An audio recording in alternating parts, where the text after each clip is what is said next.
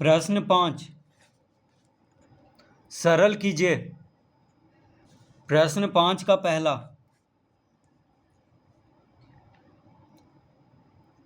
3/8 का घात -2 माइनस 8/3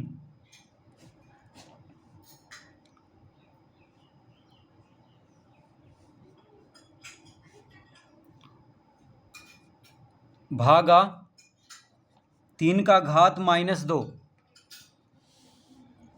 तो इसको सरल करना है।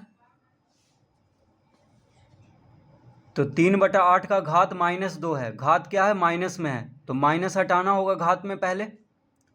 तो 3/8 हो जाएगा 8/3। अब इस पे घात हो जाएगा 2।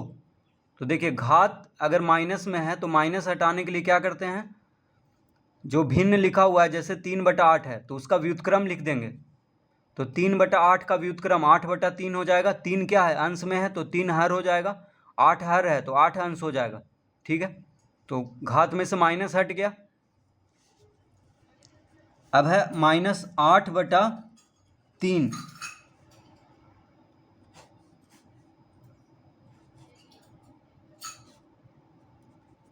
भागा, अब यहाँ पे देखिए 3 का घात -2 है। 3 का घात -2 है तो घात माइनस में है, तो घात में से माइनस हटाने के लिए क्या करेंगे? 3 का व्युत्क्रम। तो 3 का व्युत्क्रम हो जाएगा 1/3। अब इस पे घात हो जाएगा 2। तो 3 का व्युत्क्रम 1/3, तो 1/3 का घात 2 हो जाएगा। क्योंकि घात माइनस में है तो माइनस हटाने के लिए 3 का व्युत्क्रम लिखेंगे और पूरा पे घात देंगे 2।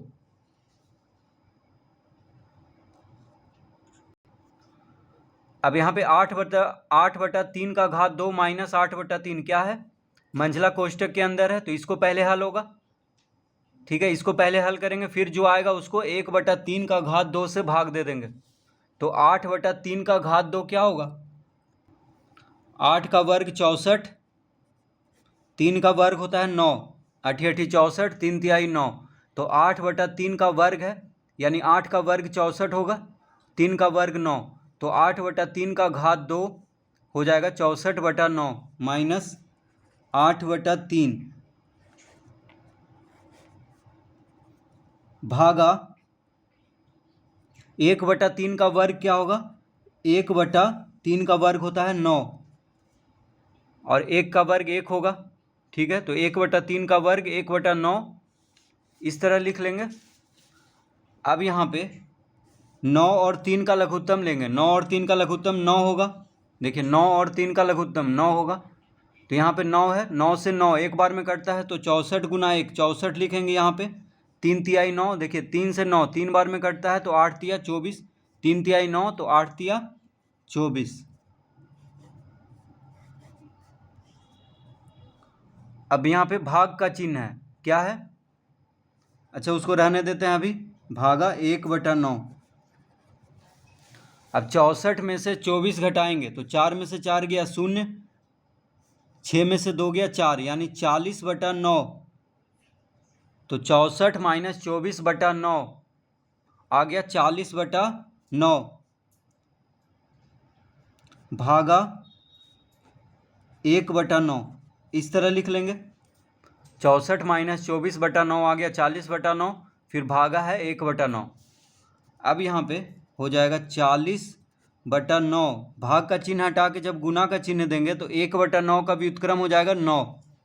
ठीक है, 1/9 का व्युत्क्रम क्या होगा? 9 हो जाएगा, क्योंकि भाग का चिन्ह हटा के गुना का चिन्ह दिए हैं। तो 9 कहें या 9/1 कहें, एक ही बात है। 1/9 का व्युत्क्रम हो जाएगा 9 या 9/1। तो 9 लिखें या 9/1 लिखें, कोई फर्क नहीं पड़ता है। तो यहाँ पे 9/1 ही लिख लिए हैं। देखिए 9 से 9 कट गया, क्या बचा यहाँ पे? 40/1। तो 40/1 लिखें या सिर्फ 40 लिखें, कोई फर्क नहीं पड़ेगा। तो इसका उत्तर आ गया 40। तो इस तरह से इस प्रश्न को हल करेंगे।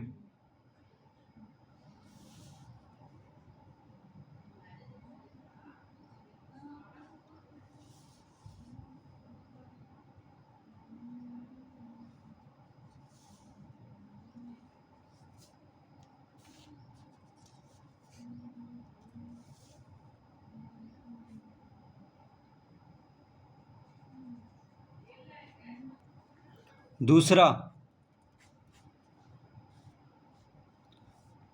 1/7 का घात -1 प्लस 1/-6 का घात -1 प्लस 1/5 का घात -1। यह है प्रश्न। तो 1/7 का घात -1 है, तो घात में माइनस है, तो घात में माइनस हटाने के लिए 1/7 का व्युत्क्रम क्या लिखेंगे? 7 लिखेंगे सिर्फ। तो 1/7 का घात -1 हो जाएगा 7। 1/7 का व्युत्क्रम 7 होगा, तो 7 का घात 1 7 ही होता है।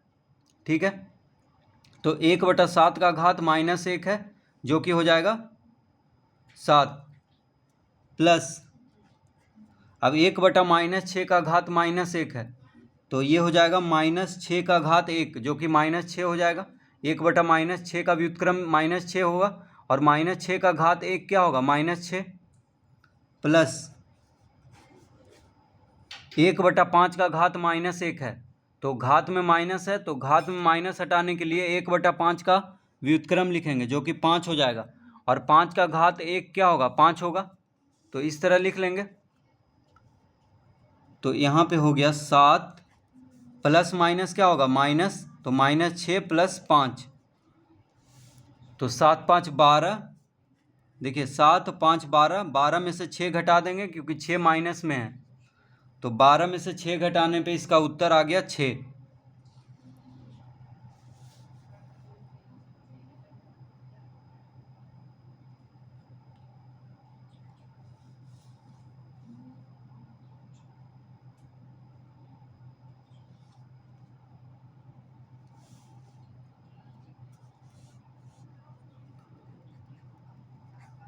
तीसरा 4 का घात 8 प्लस 2 का घात -9 प्लस 7 का घात 10 और पूरा पे घात है 0। ठीक है, तो 4 का घात 8 प्लस 2 का घात -9 प्लस 7 का घात 10 और पूरा पे घात 0 है। तो देखिए किसी भी संख्या पे घात 0 हो तो उसको क्या लिख देते हैं? 1,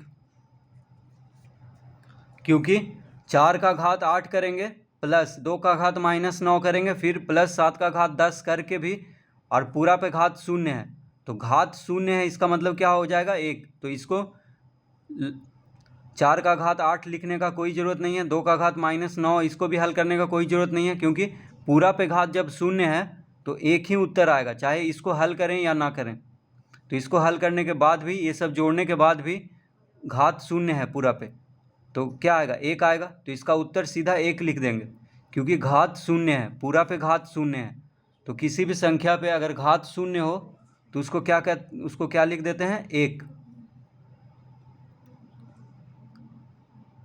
यानी किसी भी संख्या पे घात 0 बराबर क्या होता है? 1 होता है। तो यहाँ पे पूरा पे घात 0 है तो बराबर कितना आएगा? 1 आएगा।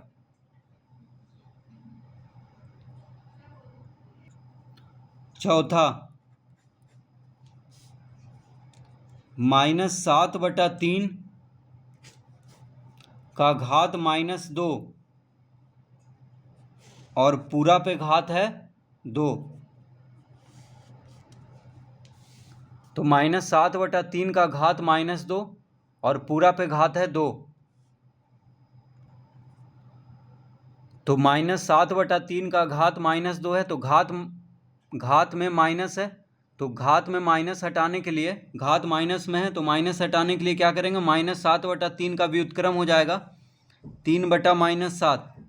ठीक है, -7/3 का व्युत्क्रम लिखेंगे और घात देंगे 2। तो देखिए घात में से माइनस हट गया, तो -7/3 का व्युत्क्रम क्या होगा? 3/-7। फिर घात 2 दे देंगे। अब पूरा पे घात कितना है? 2 है। अब देखिए 3/-7 का घात 2 है और पूरा पे घात 2 है, तो जब घात पे घात हो, देखिए घात पे घात है, फिर ऊपर से फिर घात है, तो घात पे घात है यानी घात गुना हो जाएगा। तो लिखेंगे 3/-7 का घात 2 गुना 2। घात को गुना कर लेंगे क्योंकि घात पे घात है तो घात गुना हो जाता है। तो हो गया 3/-7 का घात 4।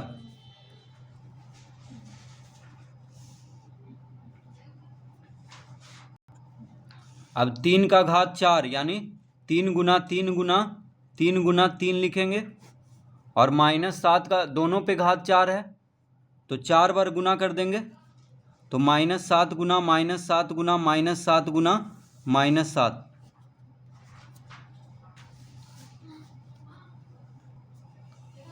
तो 3 गुना 3 गुना 3 गुना 3 हो जाएगा